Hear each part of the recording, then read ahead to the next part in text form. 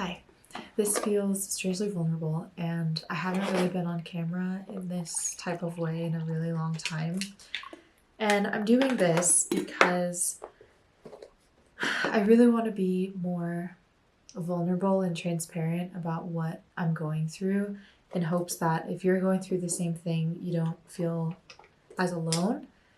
And also so that when I'm 80 years old, I can look back on these videos and feel like I'm doing something with my life.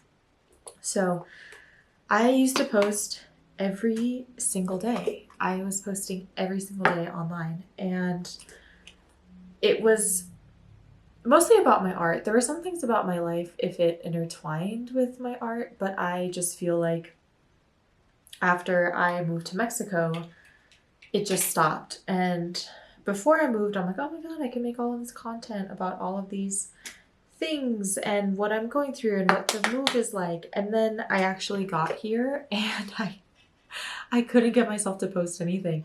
I just felt like, I mean, at first I think there was so much excitement and wonder going on. Everything was very new, and while I was like videoing a lot of the things, I just couldn't get myself to actually post them. And I thought, okay, I'll get back to it, but I just couldn't. I couldn't. I don't know. And I really went into this like very deep form of depression. And granted, there was a lot of change going on. This wasn't just like, oh, I moved to another state, which is already a whole thing on its own. But this was like moving to a whole other country. And there's a lot of things that I didn't even put into consideration. Like, I speak very basic Spanish. I can understand everything.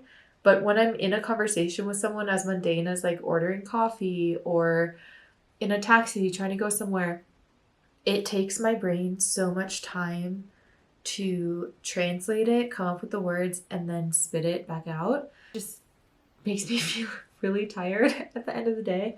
So there was just a lot of things going on, a lot of changes that I didn't quite put into consideration before leaving. So I think all of that with the added stress of, okay, finding somewhere to live, what am I going to do with my life, yada, yada, yada. I got really confused because mainly because of my art, I just kind of lost myself for a little bit there, especially because I had all this content now about walking around the city and doing new things and trying new foods. I wondered, is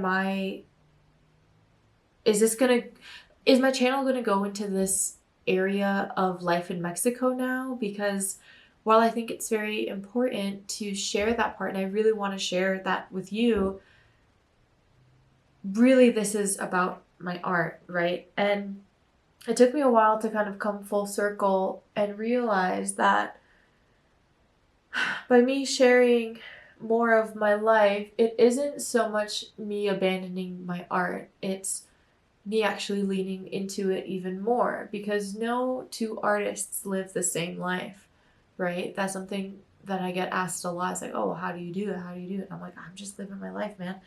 I know I used to ask that question a lot when I was in school. If we would all meet with our professor and ask him, okay, but how did you do it? Like, what did you do? And he just always said, I just, live my life. Even if I gave you a blueprint, there's no guarantee it would work out. In fact, it probably wouldn't, because there's certain opportunities that are presented to you specifically meant for you at that moment in time, right? So it's like you just have to let your life unfold. And I felt like I was so nervous to not only let my life unfold, but also share the unfolding of my life. And I think that mainly comes in hand with a lot of the hate comments that I was getting online. I mean, it's one thing, I had a few videos go viral like over this past year, and a few of them were very positive, others were super negative, and TikTok had to step in with their anti-bullying remarks or their comments. And it's one thing to get hate comments from your art, right? I think I've gotten to a point in my life where I don't know what I'm doing, but I'm sure of what I'm doing. And if someone comes and, bashes it or hates on it or has these weird offhanded remarks about it, either online or in person, I recognize it as really having nothing to do with me. If the art gave you that much of a visceral reaction, then it's doing its job. But once I started opening up about my life is when I went into this very dark space. I was sharing online kind of these 30 days before I moved to Mexico about how my partner and I decided to move. And I didn't say specifically where, out of fear of his status, of his immigration status. So even then, I was sharing about my life as an immigrant, going back to Brazil or growing up in the United States. And then once I kind of explained, oh, we're moving to Mexico because of his status, like he was a DACA recipient and his DACA was expired, I got the most insane comments. And I'm like, it became way more personal. Sorry, there's a cat crying outside. It became way more personal because clearly it's about my life, right? And once I moved here, I thought, I don't know how much of my life I really want to share. And this cat outside, I just kind of froze. I don't know. I found it really hard to show up and to actually share things that were going on, which were really exciting. Even if they didn't have anything to do with art, I still was really excited to share them with you and to share more about my journey and kind of what got me here. But I just had this voice in the back of my head that was like so negative. It was so negative. And I understand that it was getting triggered by all of these comments, right? Like, I'm not even going to repeat some of the stuff that was there. It's just not even worth my time. But I had to do this kind of soul searching to think, how do I actually want to live my life? And I know as a fact I want to live a life that's abundant and wealthy through art. I've always known that since I was a kid. I don't know how. I've just always had this belief that that's what my life is. I know I'm going to get there. And call me delusional, but I know this is what it is. And part of that comes with actually sharing myself and sharing my experiences. But then that's where some parts of me were getting super triggered when it comes to taking up space, when it comes to actually using my voice, when it comes to believing that my needs actually do matter. And a lot of these things were things that I was working through in therapy when I was back in LA doing EMDR. And since moving here, I was like, okay, yeah, I gotta figure it out. But no, they keep coming back up. So I'm taking these next, 25 days as a Vlogmas series to really push myself to move past that. Or I don't know if it's something that I can necessarily move past, but it's something that I can embrace rather than run from. And there's a lot of things that I really want to share with you, a lot of exciting new changes in life, and strangely things that I kind of anticipated, but I never really thought that I could have, which is another limiting belief that I'm catching myself kind of in a lot. So I just want to be more transparent in the way that I show up, because I remember being a kid and thinking, one day I'm going to leave this fucking town and move to a big city, and I'm going to be an artist. I'm going to have my own studio. I'm going to live in an apartment downtown, and I'm going to completely live off of my art. And granted, there were multiple times in my life where I got a lot of pushback, mainly from adults, that it's not sustainable. How are you going to pay your bills? Yada, yada, yada. And here's the thing, everything that I imagined back then, I've done. Everything that I imagined, I've been able to do. I got myself there. So there comes a point where you really just got to put it aside. You know, all of the fear that I've been feeling, this thing of like, oh, what if someone comes out and like calls me out? I'll handle it. You know, it's like this fear of, it's this pattern of this fear of someone kind of coming that I recognize as a pattern that's been repeated from childhood throughout most of my life. And ever since moving here, I just become significantly more aware of it. And I'm like, I don't want to replay this story anymore. I don't. So how am I going to show up differently, right? And this is that. And so I recognize that by me not showing up on social media, it was me feeding into that voice and feeding into that fear that I don't deserve to take up space, that I'm going to do something wrong, or I'm going to say something wrong, or I'm going to upset someone. And you know what? I'm just done with it. I'm at a point in my life where I want to live on my own terms. I'm done doubting my own abilities. Honestly, there's moments where for most of my 20s, honestly, I was living with so much anxiety and so much fear.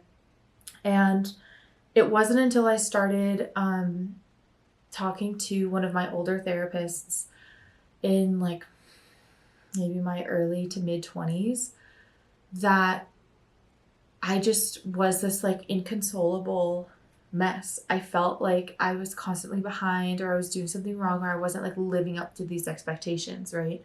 And first I had to ask, well, whose expectations are these? Like, who is this voice that's in my head? Who is this person? And then my therapist was like, Julia, what are you talking about? Like, you look at everything that you've done. And it wasn't until he laid everything out that I realized, oh, I actually did do everything that I said I was going to do. And there isn't some kind of prize for suffering through it, you know? Like, I ultimately did not know how to trust myself. And now that I moved here, I kind of had some of those same feelings come back up where I didn't know how to trust myself. I honestly felt like it was probably the first time in my life where I actually questioned my future in art.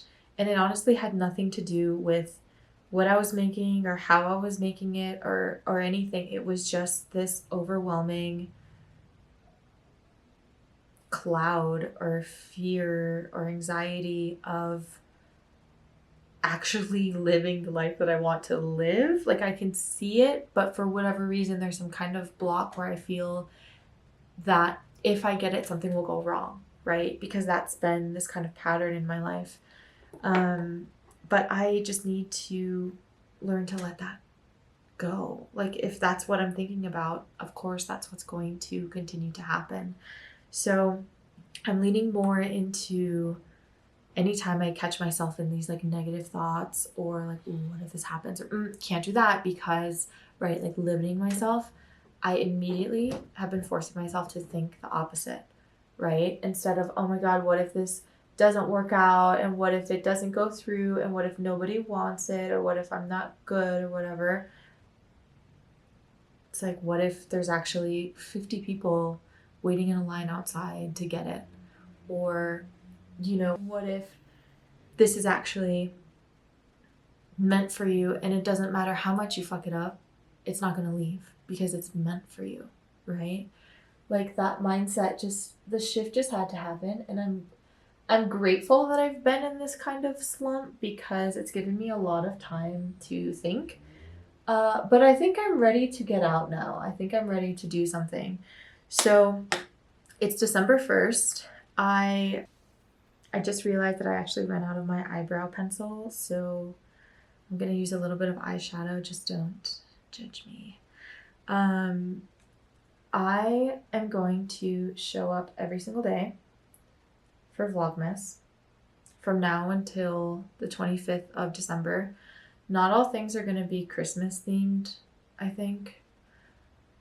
I really like Christmas, but I'm not much of like a consumer when it comes to Christmas. So maybe some things are Christmas themed, but I'm honestly not banking on it. I just want to show a little bit of what my life has been like now, the changes that I've made, and some new things that I'm working on.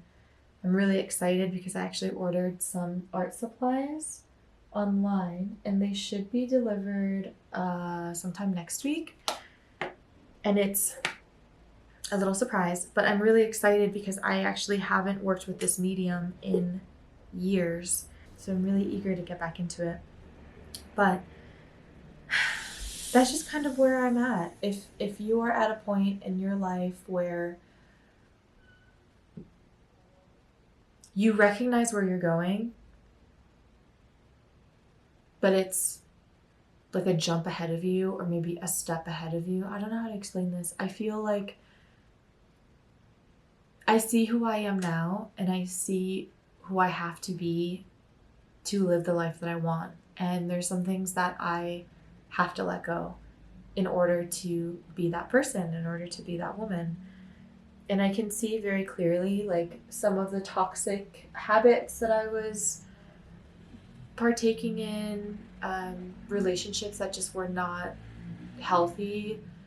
And I realized I just can't wait anymore for something to just happen, right? Like I have to put in the work to honor my boundaries and to honor myself and to speak up for myself and to show that version of me that it is okay to show up. It is okay to speak. It's okay to share your story. It's okay to show yourself. And yeah, I think a lot about one of my professors in college. He was just such a wonderful mentor. And a lot of times now when I'm painting, I think of him and I think of the things that he told us in the class. And he talked a lot about how when he first got his studio, this was like, I don't know. Oh God, if he's watching this, I'm nervous. I want to say it was in the 60s, but I don't know if it was in the 60s. But he was in New York. He was young. He had his warehouse, his first warehouse studio where he did a lot of sculptural, like metal work. And he used to go in there and shake with fear because not only did he have to make things, but he also paid the salary for people who helped him make things. So he had all these people depending on him, and he used to step in there and just shake with fear. And I think about that conversation a lot because the thing with fear is that it's very much in your head, right? Like as soon as you have one fear and let's say you face it, eventually something else comes up. Something else always comes up, and it's mental. You know, they say fear is Fear is an inch deep and a mile long, right? You're looking at it and you're terrified. But then you actually step into it and you're like, oh, wait, this isn't so bad. Like your brain makes it seem like it's so much worse. And so I think about that all the time. And he was sharing how, you know, like I remember being at this point where I was thinking, okay, I need to either stay in Philly or move to LA. That was kind of the decision in my life. And he was like, well, Julia, you know, you can, and I've talked about this before, but I'm going to talk about it again. And he was like, well, Julia, I'm going to tell you what someone once told me. And that is that you can drive a bread truck for the rest of your life, or you can jump off of a cliff. Meaning, you can drive this predetermined route where, you know, at the end of the week, you get your paycheck. You're probably not going to make any less. You're probably not going to make any more, right? Maybe with years, you can get a better route and make more, but you're always going to be driving that bread truck. Or you can jump off of a cliff and see what's down there. And so I think about that a lot because life is short, and I don't ever want to look back on my life and think that I didn't do what I wanted to do. Out of what? Fear or what other people would think about me? None of that matters. Do you really think on your deathbed you're worried about what your neighbor thinks about you? No, you're going to be thinking about all the things you didn't do. You're going to think about all the things that all the ways that you limited yourself, all the dreams that you weren't able to fulfill. And I don't want that kind of life. I want to be able to look back and say, I did everything I said I was going to do. And I did it even with fear. That's kind of where I'm at. And so I ordered these new art supplies as a way to honor myself and honor that journey. I don't really know what's going to come of it, but who does? If I had a plan this whole time that I knew was going to work out, life wouldn't be fun anyways. I really want to get back into the rhythm. These cats outside. I really want to get back into the rhythm of sharing without feeling like it needs to be perfect. That's a whole other thing when it comes to my perfectionism, is that if it's not perfect, I will never share it. And there's no such thing as perfect. Working with natural pigments over the years has taught me that as much as I have an idea going into it, it never turns out how I think it's going to turn out. And there's such wonderful surprises that come up. And it's something that I've learned to embrace in all aspects of my life. And so this is one of the first ways that I'm going to show up. And it doesn't have to be perfect. It just has to exist. And that's already enough. And honestly, this is for me because I miss documenting and I miss sharing things with you, and I miss talking to you. I miss having conversations. I miss your sweet messages. When I really did start sharing more about my life, the responses that I got were so overwhelming because the little that I have shared, I thought, oh my God, people are going to think I'm just trauma dumping and I'm like a fucking sociopath. But there were such wonderful comments of people who don't know the details of my story necessarily, but they know what it feels like. And just them sharing with me made it so worth it. Like, I helped someone else out there feel seen, because I know a lot of the things that I went through, I had to do completely alone. And I don't want anyone else to feel that way. So that in itself is already enough. So this is me on day one, admitting that I am scared of taking up space and choosing to take space anyways. So if you're still here, thank you for watching and for listening. And I will be sharing something every day from now until the 25th of December, until Christmas. So this is me not shrinking, and I will see you tomorrow.